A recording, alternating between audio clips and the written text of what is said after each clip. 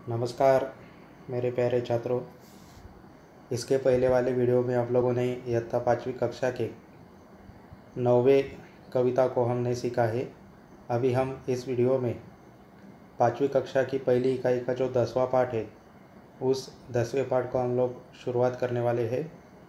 अभी इस आगे वाले स्लाइड पर आप लोग देख सकते हो कि जो 10वां पाठ हम लोग सीखने वाले हैं उस पन्ने का चित्र हमें यहाँ पे दिखाई दे रहा है। देखो, बहुत ही सुंदर सी यह कहानी है, यह पाठ है, यह हम लोग अभी सीखने वाले हैं। तो पाठ्य का नाम है गड़ा धन। गड़ा धन मतलब क्या कि जमीन में होने वाला धन। अभी जमीन में से क्या निकलता है, क्या उगता है? तो फसल निकलते है, बराबर है कि नहीं।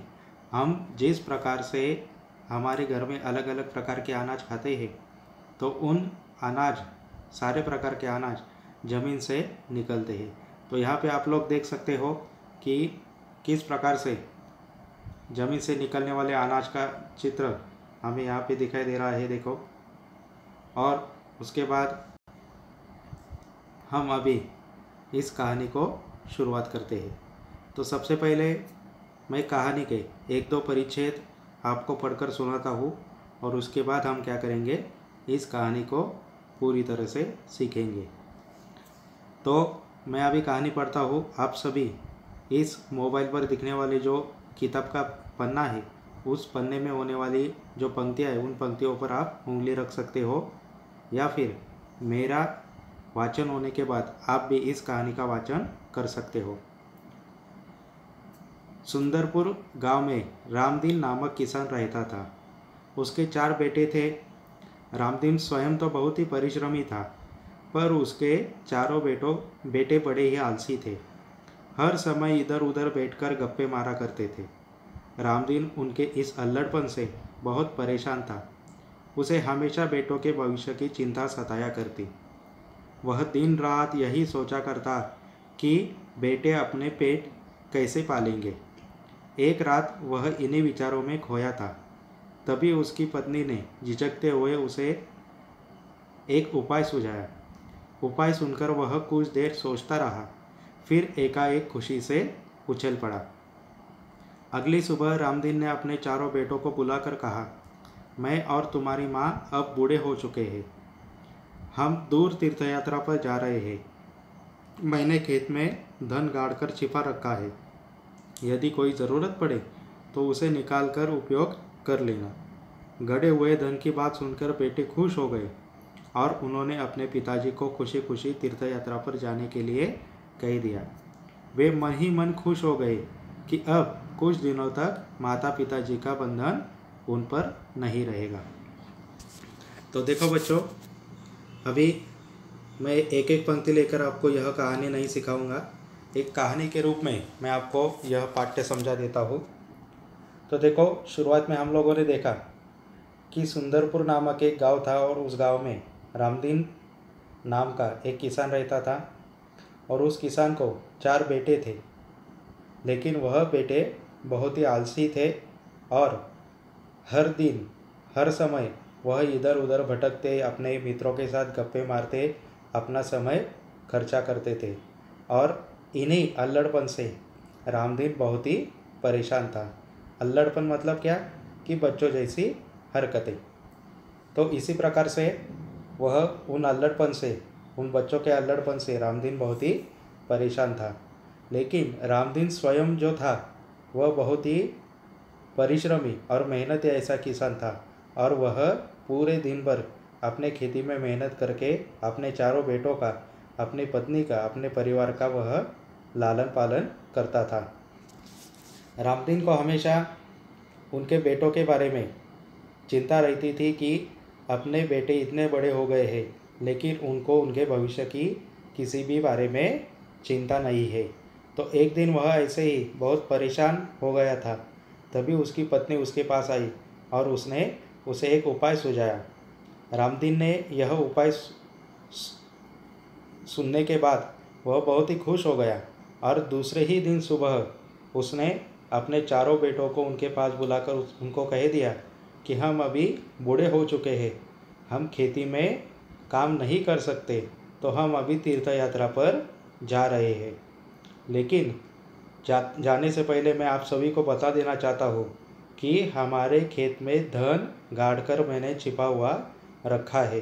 घर में जितना अनाज है उतना अनाज आप खा लो, और अनाज खत्म होने के बाद भी हम नहीं आए तो हमारी खेती में होने वाला धन निकाल कर आप लोग अपना पेट भर सकते हो। यह बात सुनते ही बच्चे बहुत ही खुश हो गए और उन बच्चों ने अपने माता पिता को तीर्थ यात्रा पर जाने के लिए हाँ कह दिया। रामदीन और उसकी पत्नी तीर्थ यात्रा पर निकल गए और चारों बेटे खुशी से अपने दिन काटने लगे। और कुछ ही दिनों बाद उनके घर में होने वाला जो अनाज था वह अनाज पूरी तरह से खत्म हो गए। देखो आप इस पन्ने पर देख सकते हो, चारों बेटे अपने घर में होने वाले जो डिब्बे हैं वह डिब्बे खोलकर देखते हैं तो सारा अनाज खत्म हुआ उन्हें दिखाई देता है। तभी उनको उनके पिताजी ने बताई हुई बात याद में आती है कि हमारे खेत में धन छिपा हुआ रखा है। तो चारों बेटे के चेहरों पर बहुत ज़्यादा मुस्कान आती है और वह मुस्कुराते हुए अपने खेत की ओर जाते हैं। तो अगले ही दिन खेती में जाने के बाद वह पूरे दिन चारों बेटे अपने पूरे खेती को खोद निकालते हैं, लेकिन एक भी बेटे को उस ज़मीन में गड़ा हुआ धन नहीं मिलता। तो इस प्रकार से वह चारों बेटे दिन भर मेहनत करने के बाद बहुत थक जाते हैं और विश्राम करने के लिए, आराम करने के लिए रात के समय वह घर आते हैं। तो रास्ते में उन्हें क्या होता है, उनके पिताजी का मतलब रामदीन का एक बहुत ही परम मित्र, एक बचपन से रामदीन का एक दोस्त था, उस दोस्त का नाम था हरिनाथ। वह हरिनाथ उनको मिलता है। तो हरिनाथ उन चारों बच्चों को देखकर बोलता है कि अरे तुम सब इतने थके हुए क्यों लग रहे हो। तब हरिनाथ को उन चारों बेटों ने उनके थकान का कारण बताया। तो हरिनाथ को यह बात समझ में आ गई क्योंकि रामदीन ने उनको तीर्थ यात्रा पर जाने से पहले इन सभी के बारे में बताया था। तो हरिनाथ भी बहुत होशियार था और हरिनाथ ने बच्चों को कहा कि अरे तुमने अगर इतना सारा खेत खोद ही लिया है तो अभी उसमें क्या करो, बीज बो दो। तो चारों भाइयों के उदास चेहरे पर अचानक से खुशी की लहर दौड़ने लगी कि ठीक है चलो, अभी हम लोगों ने खेत तो खोद ही लिया है तो उसमें बीज बो देने की ज़रूरत है, तो अभी बीज भी बो देते हैं। इस प्रकार से हरिनाथ के कहने पर उन्होंने खोदे हुए खेत में बीज बो दिए। कुछ ही दिनों बाद खेत में नन्हे नन्हे अंकुर निकलने लगे और चारों भाइयों के मन में बहुत ज़्यादा उत्साह जाग गया क्योंकि उनको मालूम था कि हम जो परिश्रम कर रहे हैं, जो मेहनत कर रहे हैं, उसका हमें अच्छा फल मिल रहा है। तो इसी प्रकार से उन्होंने उनके खेत में आने वाली जो फसल थी उन सभी फसल के बारे में बहुत अच्छी उन्होंने निगरानी की और उसके बाद हरिनाथ नामक जो आदमी था रामदीन का मित्र, उनको जाकर उन्होंने बहुत सारे धन्यवाद दिए। कुछ ही दिनों बाद अच्छी फसल निकली और चारों बेटों ने वह अनाज की बोरी भरकर बाजार में वह बेचने के लिए जा रहे थे। जैसे ही उन्होंने बाजार में बेचने के लिए वह अनाज की बोरियां रखी, उसी समय उनके सामने से रामदीन और उसकी पत्नी मतलब उन चारों बेटों के माँ बाप सामने से घर की तरफ आ रहे थे। और जैसे ही रामदीन उनके नज़दीक आया तो रामदीन ने उन्हें कहा कि अरे बेटो, अब तुम्हें समझ में आया क्या कि मैंने घड़ा धन किसे कहा था। तो इसी प्रकार से चारों बेटे शर्मिंदे होकर अपने माँ बाप के चरण स्पर्श करने लगे और उन चारों बेटों ने सिर हिलाकर कहा कि हाँ, अभी हमें मेहनत का महत्व समझ में आया और अभी हमें घड़ा धन क्या होता है इसके बारे में पूरी तरह से समझ में आ गया है। तो इसी प्रकार से परिश्रम से हम धन कमाया जा सकता है, मेहनत से ही हमें अच्छा फल मिलता है। तो इसी प्रकार से यह जो सुंदर सी कहानी है, यह कहानी हम लोगों ने देखी कि ज़मीन में होने वाला जो गड़ा धन है वह गड़ा धन और उसका महत्व किस प्रकार से रामदीन ने अपने चारों बेटों को समझा कर दिया था। उस दिन बाद चारों बेटे अपने पिताजी के साथ उस खेत में उनको मदद करने लगे और वह स्वयं भी, चारों बेटे स्वयं भी अपने क्या करने लगे, उस खेत में मेहनत करके, परिश्रम करके, मेहनत करके अपने धन को कमाने लगे। तो इस प्रकार से यह एक सुंदर सी कहानी हम लोगों ने देखी। इस कहानी से दो तात्पर्य हमें मिलते हैं। जैसे कि मैंने अभी आपको बताया, मेहनत का फल क्या होता है, हमेशा मीठा ही होता है। हम लोग जो मेहनत करते हैं उस मेहनत से हमें क्या करता, उस मेहनत से मिलने वाला जो फल है वह फल हमें बहुत ही ज़्यादा खुशी और बहुत ही ज़्यादा समाधान देता है। तो इस प्रकार से यह एक बात हम लोगों ने इस कहानी से सीखी।